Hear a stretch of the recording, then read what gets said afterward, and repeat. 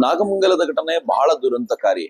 ಕರ್ನಾಟಕದಲ್ಲಿ ಕಳೆದ ಕೆಲವಾರು ತಿಂಗಳುಗಳಿಂದ ನನ್ಗನ್ಸುತ್ತೆ ಈ ಕಾಂಗ್ರೆಸ್ ಗವರ್ಮೆಂಟ್ ಬಂದಾಗ್ಲಿಂದ ಸಿದ್ದರಾಮಯ್ಯನವರು ಕೊಟ್ಟಿರುವಂತ ಫ್ರೀಡಮ್, ಮುಸಲ್ಮಾನರಿಗೆ ಯಾವ ತರದ ಫ್ರೀಡಮ್ ಸಿಕ್ಕಿದೆ ಅಂತಂದ್ರೆ ನಾವ್ ಏನ್ ಮಾಡಿದ್ರು ಕೂಡ ಕರ್ನಾಟಕದಲ್ಲಿ ಬಚಾವ್ ಆಗ್ಬೋದು ಅನ್ನುವಂತ ಒಂದು ಭಾವನೆಗೆ ಮುಸಲ್ಮಾನರು ಹೋಗ್ಬಿಟ್ಟಿದ್ದಾರೆ. ಹಿಂಗಾಗಿ ಅವ್ರಿಗೆ ಅನ್ಸಿದೆ ನಾವು ಕಲ್ಲೊಡೆದು ಬಚಾವ್ ಆಗ್ಬೋದು, ನಾವು ಮೂರ್ತಿಗಳನ್ನು ಉರುಳಿಸಿ ಬಚಾವ್ ಆಗ್ಬೋದು, ಈ ತರದ ಪ್ರಕ್ರಿಯೆಗೆ ಹೋಗಿದ್ದಾರೆ. ನಾಗಮಂಗಲದಲ್ಲಿ ಗಣೇಶೋತ್ಸವದಲ್ಲಿ ಮೆರವಣಿಗೆ ಹೋಗ್ತಿರ್ಬೇಕಾದ್ರೆ ಅವ್ರು ಕಲ್ಲೆಸ್ದಿರೋದು ಕೂಡ ಇದೇ ಹಿನ್ನೆಲೆಯಲ್ಲಿ ಅಂತ ಎಂಥವ್ರು ಬೇಕಿದ್ರು ಹೇಳ್ಬೋದು. ನನಗೆ ಬಹಳ ಬೇಸರದ ಸಂಗತಿ ಏನು ಅಂತಂದ್ರೆ, ನಾವು ಗಣೇಶೋತ್ಸವವನ್ನು ಮಾಡೋದು ಹಿಂದೂಗಳು ಒಗ್ಗಟ್ಟಾಗಿ ಸೇರ್ಬೇಕು ಅಂತ, ಎಲ್ರು ಒಂದ್ ಕಡೆ ಸೇರ್ಬೇಕು, ನಾವು ಹಬ್ಬ ಮಾಡ್ಬೇಕು ಅಂತ. ನಾವು ನಿಮ್ ದರ್ಗಾದ ಎದುರುಗಡೆ ಮೆರವಣಿಗೆ ಬರಬಾರದು, ನಿಮ್ ಮಸೀದಿ ಎದುರುಗಡೆ ಮೆರವಣಿಗೆ ಬರಬಾರದು, ಯಾವ ರೂಲ್ ಇದು?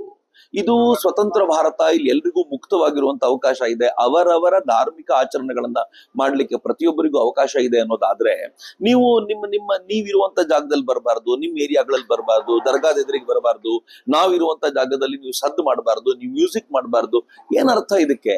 ನೀವು ಪ್ರತಿನಿತ್ಯ ಬೆಳಗ್ಗೆ ಅಜಾನ್ ಕೂಗ್ಬೇಕಾದಾಗ ನಮ್ ದೇವರೊಬ್ಬರೇ ಸತ್ಯ, ನಮ್ ದೇವರೊಬ್ಬರೇ ಇರೋದು, ಇನ್ಯಾವ ದೇವರು ಇಲ್ಲ ಅಂತ ನೀವು ಹೇಳ್ತೀರಾ ಅನ್ನೋದಾದ್ರೆ, ಅದನ್ನ ಸಹಿಸ್ಕೊಂಡು ಒಬ್ಬ ಹಿಂದೂ ಇರಬೇಕು ಅಂತ ನೀವು ಬಯಸ್ತೀರಾ ಅಂತಾದ್ರೆ, ನೀವು ಒಂದು ಚೌತಿಯ ಸಂದರ್ಭದಲ್ಲಿ, ಒಂದು ಹನುಮಾನ್ ಜಯಂತಿಯ ಸಂದರ್ಭದಲ್ಲಿ ಒಂದು ಮೆರವಣಿಗೆ ಹೋಗೋದನ್ನ ಸಹಿಸ್ಕೊಳ್ಳಿಕ್ ಆಗೋದಿಲ್ಲ ಅಂತಂದ್ರೆ ಏನರ್ಥ?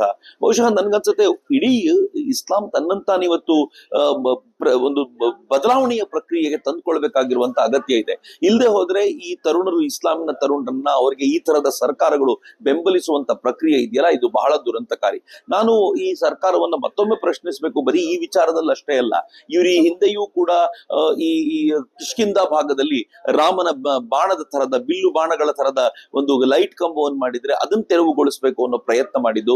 ಇವೆಲ್ಲವನ್ನು ನೋಡುವಾಗ ನನ್ಗೆ ಎಲ್ಲೋ ಒಂದ್ ಕಡೆ ಅನ್ಸುತ್ತೆ ಸಿದ್ದರಾಮಯ್ಯನವರು ಇವ್ರಿಗೊಂದು ಫ್ರೀ ಪಾಸ್ ಕೊಟ್ಬಿಟ್ಟಿದ್ದಾರೆ, ನೀವ್ ಏನಾದ್ರೂ ಮಾಡಿ ನಿಮ್ಮನ್ನ ಉಳಿಸುವಂತ ಕೆಲಸ ನನ್ನದ್ದು ಅಂತ ಹೇಳ್ತಾರೆ. ಮತ್ತಿದು ಮೊದಲನೇ ಬಾರಿಗೆ ಏನಲ್ಲ, ಈ ಹಿಂದೆ ಗೃಹ ಸಚಿವರು ತಾವೇ ಒಂದು ಪತ್ರವನ್ನ ಜೈಲರ್ಗೆ ಬರೆದು ಬಿ ರಿಪೋರ್ಟ್ ಹಾಕಿ, ಯಾರ ಡಿಜೆ ಹಳ್ಳಿ ಕೆಜೆ ಹಳ್ಳಿ ಪ್ರಕರಣದಲ್ಲಿದ್ರು ಅವ್ರಿಗೆ ಬಿ ರಿಪೋರ್ಟ್ ಹಾಕಿ ಅಂತ ಹೇಳಿದ್ದೆಲ್ಲವನ್ನು ಗಮನಿಸಿದ್ರೆ ನನ್ಗನ್ಸುತ್ತೆ ಸರ್ಕಾರದ ಬೆಂಬಲ ಇರುವಂತ ಭರವಸೆಯ ಮೇಲೆ ಇವ್ರು ಈ ಕೆಲಸ ಮಾಡ್ತಾರೆ ಅಂತ.